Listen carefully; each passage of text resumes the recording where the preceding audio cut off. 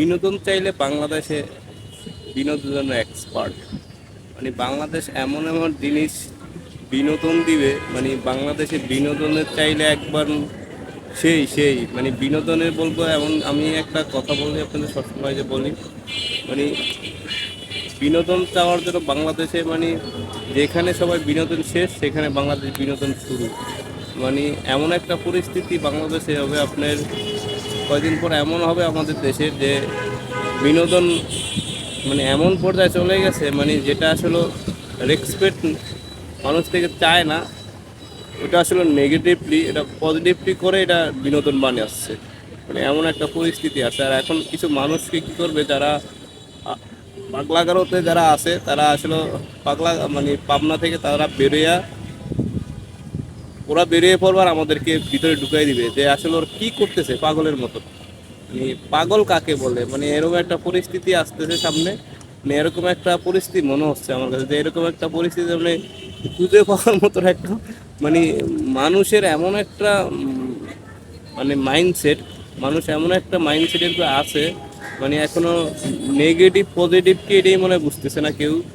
কোনটা আসলে বিনোদন, কোনটা মানুষের জন্য কাজে লাগবে সেটা না করে মানুষ এমন একটার উপরে বিনোদন করে, এমন একটা জিনিসকে ভাইরাল করে, এমন একটা জিনিস নিয়ে কথা বলে মানে।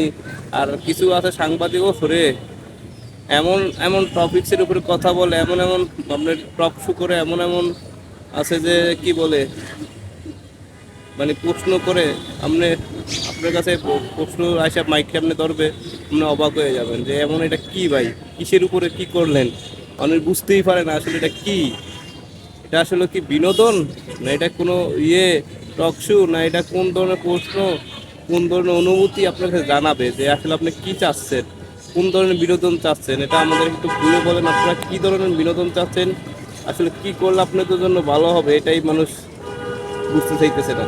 মানে কোনটা আসলে সঠিক, কোনটা রং, এটা বোঝার মতো মানুষ।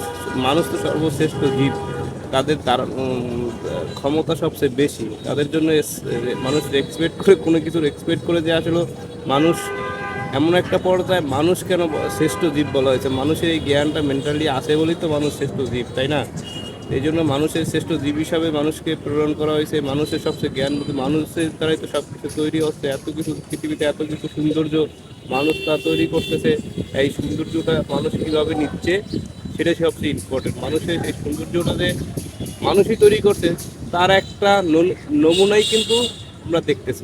আবার এই মানুষগুলো আছে যে মানুষকে এমনভাবে হিংস্রভাবে করতেছে যেটা মানুষই করতেছে। মানুষ শ্রেষ্ঠ জীব, শ্রেষ্ঠ জীবই এক সময় গিয়ে মানুষকে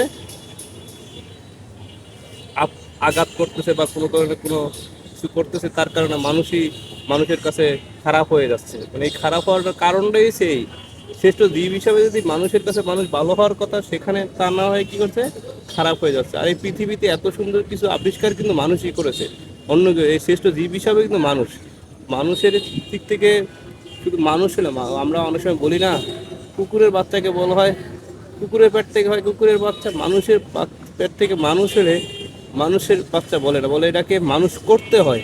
এটা বলা হয় কারণ আছে মানুষ অনেক অমানুষ হয়ে যায়, তাই বলা হয় যে ওকে মানুষের মতন মানুষ করা হোক।